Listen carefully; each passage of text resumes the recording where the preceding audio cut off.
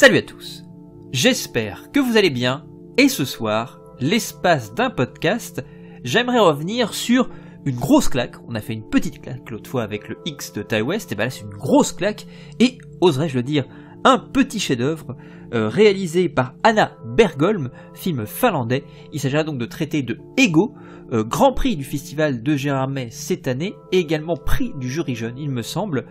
Film fantastique, étrange, lorgnant du côté du body horror, et vous savez à quel point j'aime le body horror, qui m'a particulièrement touché, qui de fait d'emblée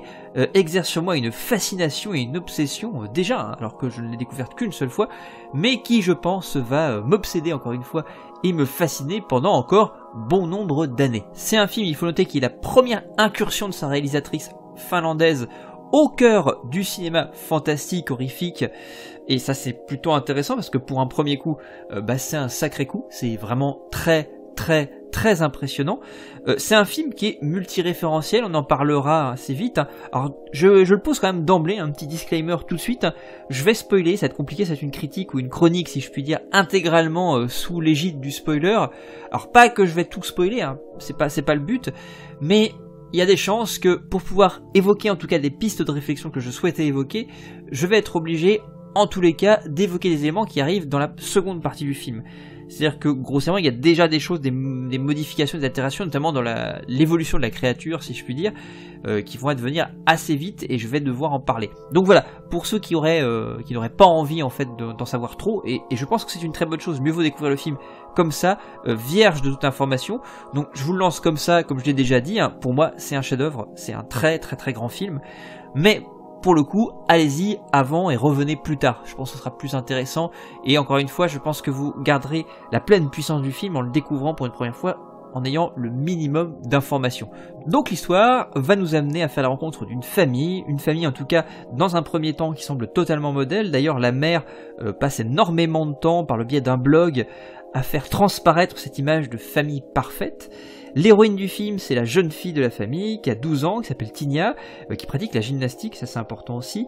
qui est en fait fortement contrainte par sa mère à participer à un concours. Elle est totalement sur son dos, elle est fondamentalement, c'est une mère toxique, pour être très clair, on y viendra un petit peu plus tard, mais voilà, elle contraint énormément sa fille à faire ce qu'elle souhaiterait faire ou ce qu'elle aurait souhaité faire. On apprendra un petit peu plus tard d'ailleurs qu'elle a fait une activité également sportive, et une cicatrice sur sa jambe nous témoigne le fait que ça a peut-être été empêché à un moment donné pour un problème de santé ou un accident ou autre. Elle reporte sur sa fille ses désirs et elle essaie en parallèle d'envoyer cette image parfaite de la famille, alors que c'est une famille finalement qui est très dans l'apparence, une apparence finalement très froide, glaçante. Le père est absent, ou en tout cas n'existe pas, il est là, mais il n'existe pas pour parler aux yeux de la mère. Vous avez le petit frère de l'héroïne qui lui aussi est complètement inexistant. Et pour le coup, il y a cette relation complètement fusionnelle entre la mère et la fille. Un jour, lorsqu'ils sont en train de faire une vidéo qui est destinée à être uploadée, si je puis dire, sur le blog, un oiseau rentre dans la pièce,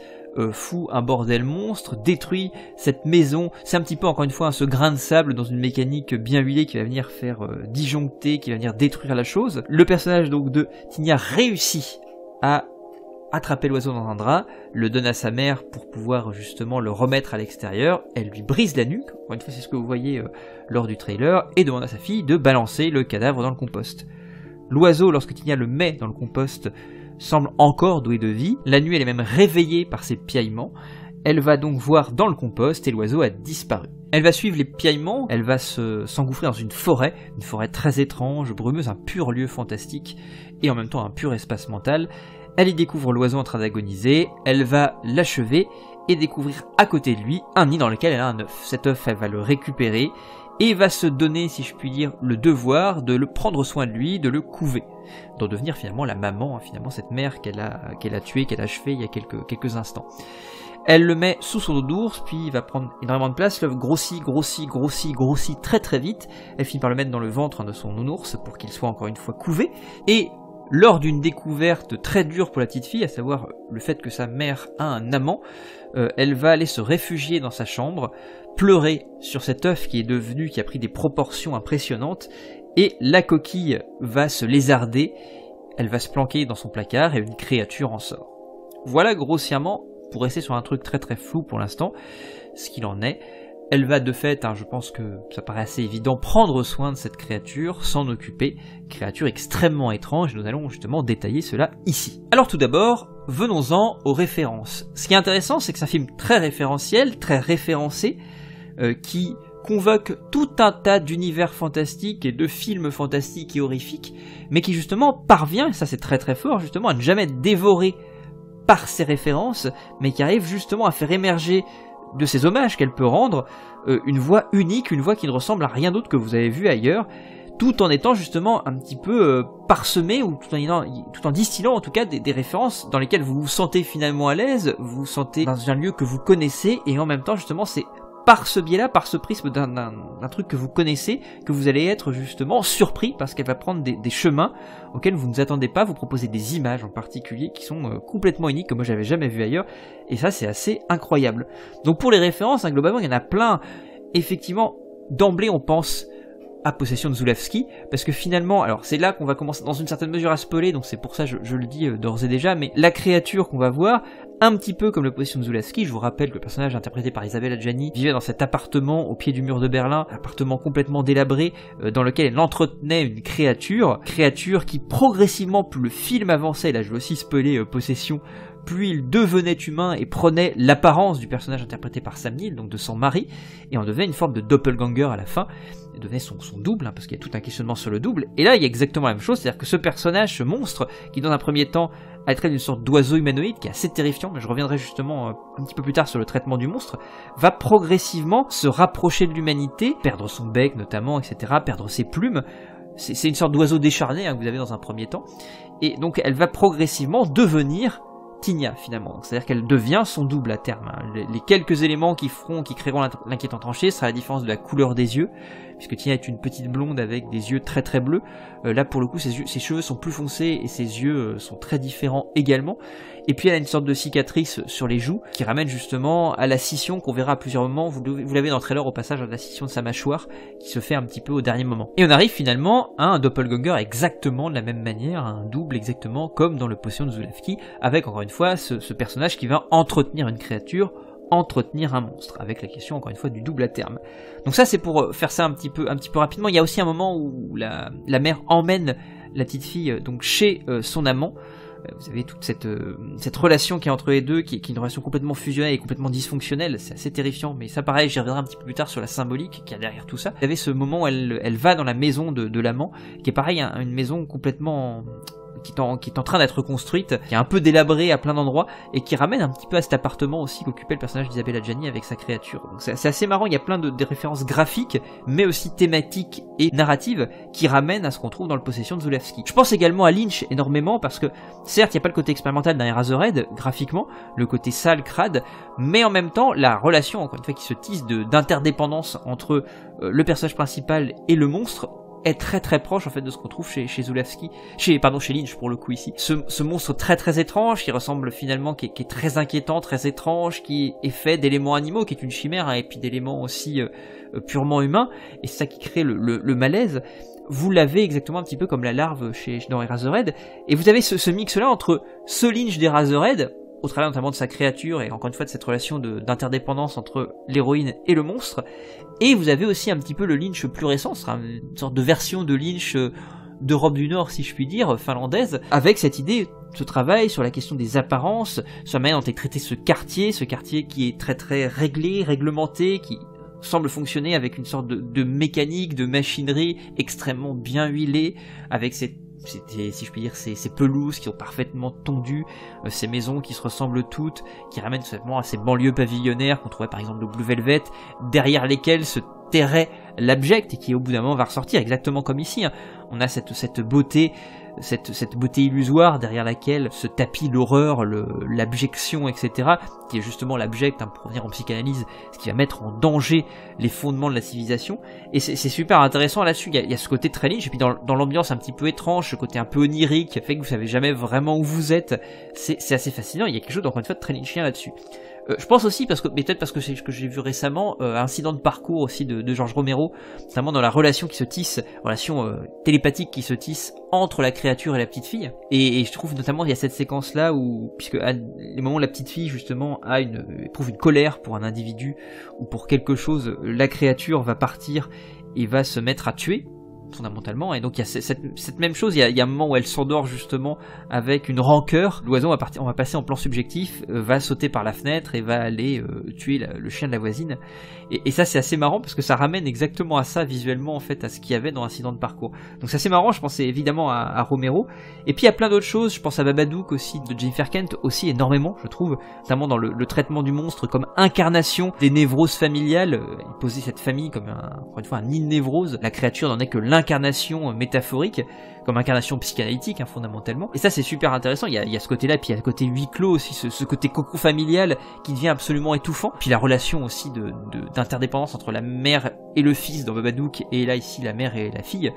qui est une relation fondamentalement assez toxique aussi, puis le traitement du monstre aussi, qui est un monstre aussi assez étrange finalement, et qui est assez unique, comme l'était le personnage du Babadook. Donc je trouve qu'il y a ce côté là aussi qui se rapproche énormément, puis la mise en scène je trouve elle est assez proche aussi. Je pense aussi à Morse, globalement cette manière de filmer, cette manière très glaçante en fait de traiter l'horreur, très froide, et je trouve ça hyper intéressant aussi. Et puis bon, notamment aussi ce regard posé sur l'adolescence aussi. Je pense à Grave de Julia Ducournau aussi, pour prendre finalement plusieurs films qui précèdent et qui ont eu des prix à Gérard May, donc Grave, Morse et Babadook, entre autres. Je pense à Roy Antonio Bayona aussi sur pas mal de points. Il y a ce plan notamment où la créature va aller tuer le chien et va ramener en fait le cadavre du chien à la petite fille alors qu'elle est en train de dormir. Il va se poster sur sa poitrine. Mais ce qui est intéressant, voilà, cette image-là ramène aussi beaucoup à l'Indoraptor, justement, avec ce plan avec la petite fille, qui est ce plan magnifique dans Jurassic World Fallen Kingdom, notamment. Mais je pense notamment aussi comme incarnation du monstre, comme incarnation, en tout cas, des métaphores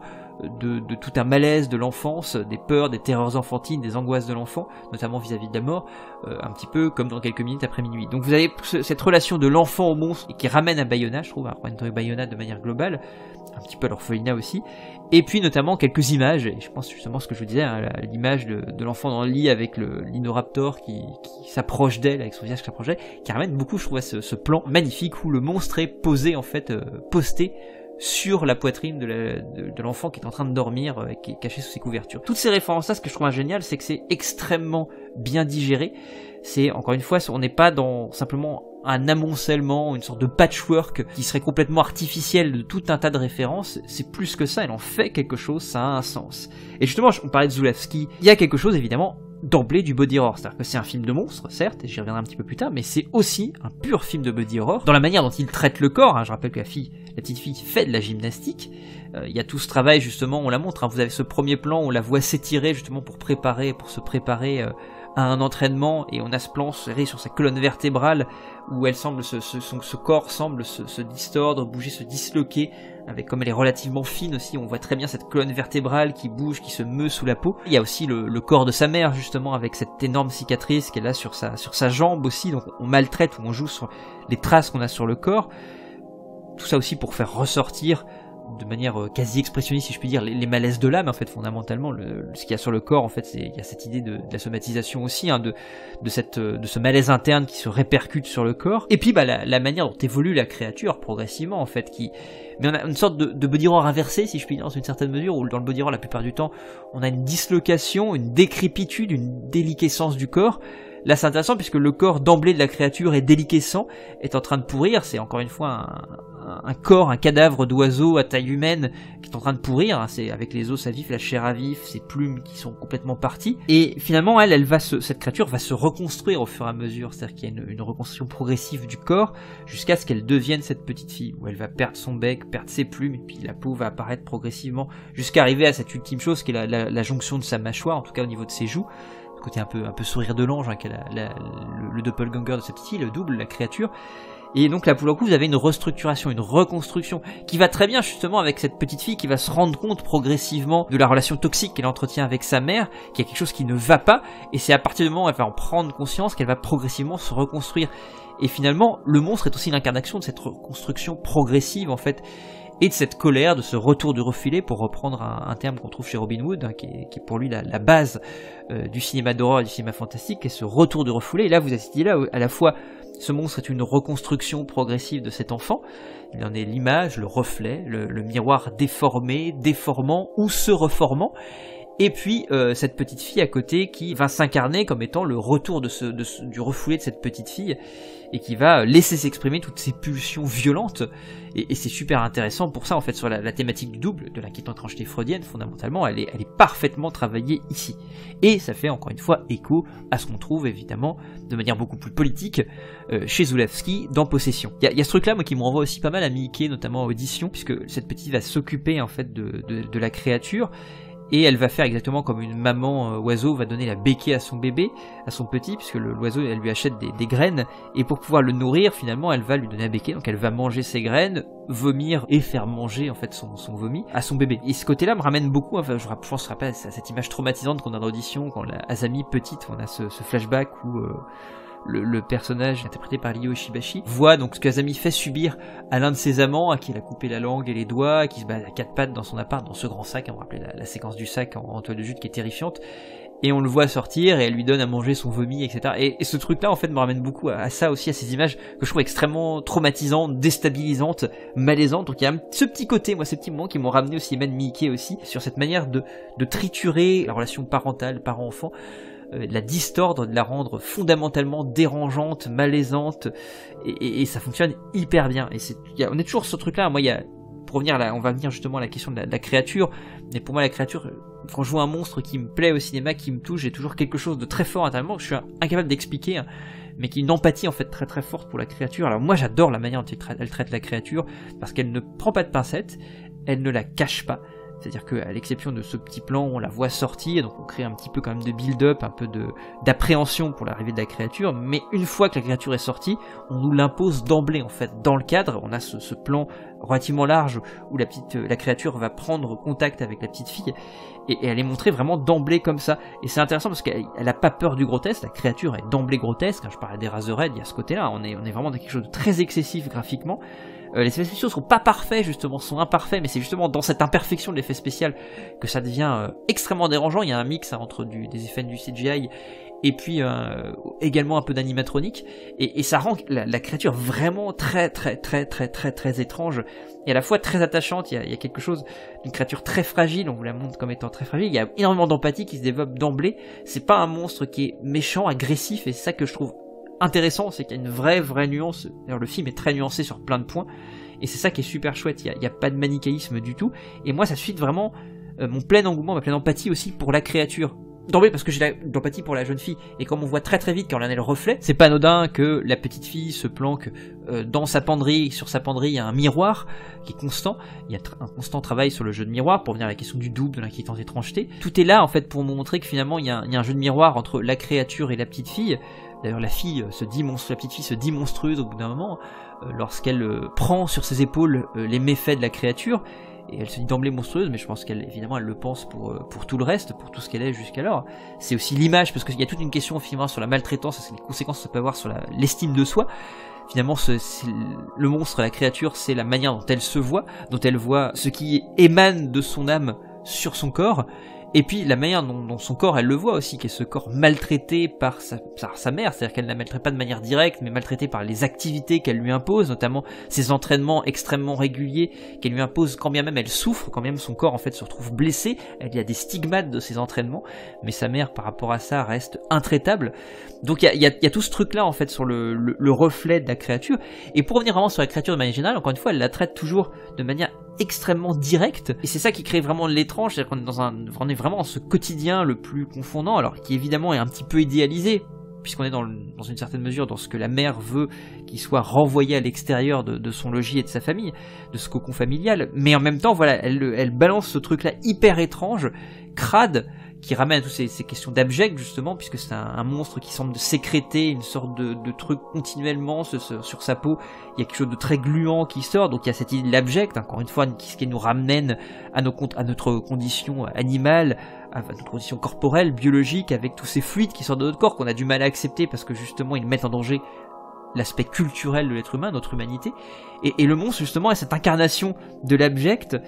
qui émane, et qui est fondamentalement très touchant et bouleversant, qui émane à l'intérieur de ce truc-là, et c'est le truc qu'on veut cacher, qu'on veut mettre sous le tapis, c'est la pulsion qu'on veut cacher, qui est réprimée par le principe de réalité, pour prendre des termes un petit peu freudiens, et tout ce truc-là en fait est hyper bien traité. Il y a cette idée encore une fois aussi que je trouve forte, et aussi forte, c'est que le monstre a très peu d'instants, il y a très peu de temps où on nous fait douter de son existence. Non, elle assume son monstre, elle assume sa créature, elle existe, elle est présente dans le cadre, elle n'est pas présente que dans l'imaginaire de l'héroïne. Certes, il est une incarnation métaphorique des atermoiements psychologiques de la jeune fille, mais en même temps, il est là le monstre, il est présent, et il est montré clairement, il est grotesque, mais c'est justement de son côté grotesque qu'émane à la fois l'extrême dérangement qu'il suscite, et à la fois le côté l'extrême empathie qu'on a pour cette créature. Donc le film, et je l'ai déjà un petit peu défloré ici, est un pur cauchemar symbolique, et là il est pour moi principalement question en fait de maltraitance, et des conséquences de la maltraitance psychologique, principalement la maltraitance qui ne se voit pas. C'est très très fort de pouvoir réussir à montrer ça au cinéma, parce que la violence elle se montre assez clairement, parce que c'est facile de la montrer de manière graphique si je puis dire, on peut la montrer de manière directe en tout cas, ça veut pas dire qu'elle sera forcément bien montrée, mais en tout cas on peut la montrer de manière directe. Là la maltraitance psychologique, elle est hyper bien travaillée. On travaille simplement sur les regards, sur les paroles, sur le cadre aussi, puisque tous les cadres sont des espaces mentaux. Moi je pense notamment immédiatement à la chambre de la mère, où elle dort toute seule, sans son mari. Encore une fois, le mari est totalement inexistant. Pour la mère, il n'y a que la mère et la fille qui existent, le reste n'existe pas. C'est ce qui se passera notamment avec l'amant, aussi, qui est intéressant, puisque l'amant, il y a une vraie nuance qui est posée. On pourrait poser l'amant comme étant un salaud, mais en réalité pas du tout. Et il tombe amoureux de cette femme, mais en réalité il est sous l'emprise de cette femme. Donc cette femme, on montre finalement toute l'emprise qu'elle a sur son entourage. Et justement, quand la petite fille rencontrera l'amant de sa mère, à qui qu'elle va lui imposer, en lui disant que c'est un secret, il faut pas le dire, qu'elle est en train de refaire sa vie à côté, bah finalement, ce qui est intéressant, c'est qu'elle va très bien s'entendre avec l'amant, qui a très bien compris en fait tout ce qui se passe, alors qu'il va finir par la rejeter, mais qui va pas rejeter fondamentalement la fille, mais tous les problèmes aussi qui sont conséquentiels au comportement de sa mère, en fait, finalement. Tout ce qui se passe ici, tout le rejet que peut subir la petite fille, est dû au comportement de sa mère. Et puis, bah voilà, il y a toute cette question sur l'estime de soi, en fait, en quoi les maltraitances psychologiques que fait subir la mère, ces changements continuels de comportement, le fait qu'elle n'apporte pas un confort émotionnel, parce qu'on ne sait jamais, elle change du tout au tout, elle chauffe tantôt le chaud face aux individus pour sauvegarder les apparences, tantôt le froid et la violence quand elle est dans le cadre de la cellule intrafamiliale mais qu'elle n'est plus en représentation, et cette petite fille qui ne sait jamais à quel sein se vouer, si je puis dire, parce qu'elle ne sait jamais comment prendre sa mère, comment sa mère va être, quel comportement elle doit adopter par rapport à ses comportements, et qu'est-ce que ça suscitera chez elle. Elle ne peut pas avoir d'aide de l'extérieur, puisque le cocon a été suffisamment bien construit pour qu'elle n'ait quasiment aucune relation avec son frère, qui lui n'est pas considéré par sa mère, et puis le père qui lui est complètement à l'extérieur et qui ne peut absolument pas intervenir et qui accepte sa situation, malheureusement parce qu'il est sous cette emprise-là, et qui prend plutôt le fait que sa femme s'intéresse à lui à certains moments comme étant finalement une récompense d'avoir été jusqu'alors docile. Cette petite fille va progressivement, en même temps qu'elle va prendre conscience de ce qui ne va pas, du fonctionnement qui est complètement dysfonctionnel justement avec sa mère, par le biais justement de cette incarnation qui est le monstre, qu'elle va progressivement se reconstruire dans une certaine mesure, et le final dans une certaine mesure, alors il y a plusieurs manières je pense de l'interpréter le final, mais le final est très intéressant pour ça, puisqu'il montre soit cette petite fille justement qui a pris conscience de tout ça, et qui renaît dans une certaine mesure, et va pouvoir justement se mettre en opposition avec sa mère, parce qu'elle fait d'ailleurs un petit peu progressivement pendant le film, ou alors que sa mère a définitivement tué l'enfant qui était en elle, et que cette renaissance, c'est la renaissance d'une jeune fille bourrée de névrose, bourrée de violence, de colère, etc. Et donc toutes les conséquences que peut avoir, encore une fois, la maltraitance psychologique sur l'enfant, encore une fois, une maltraitance qui ne se voit pas. C'est un film absolument incroyable, moi je vous le conseille très très fortement. Alors là on est rentré dans des questionnements purement métaphoriques et symboliques, mais effectivement, on peut le traiter, ça c'est traité de manière... c'est un pur film de genre, encore une fois, il n'y a pas... Je reste sur ce point-là, elle assume pleinement son fantastique. C'est vrai que je suis pas revenu sur la question du monstre aussi, qui est un oiseau, ce qui est pas non plus anodin, et puis c'est une sorte d'oiseau, un oiseau qui est un oiseau noir, un oiseau de mauvais augure, si je puis dire. Il est un petit peu le canard noir de la famille aussi. Il y a tous ces trucs-là, en fait, qui symboliquement sont très chargés, en fait, derrière l'oiseau. Il y a ce fond-là, en fait, mythologique et fantastique, qui est totalement assumé de bout en bout. Encore une fois, c'est un pur film fantastique, c'est un pur film d'horreur,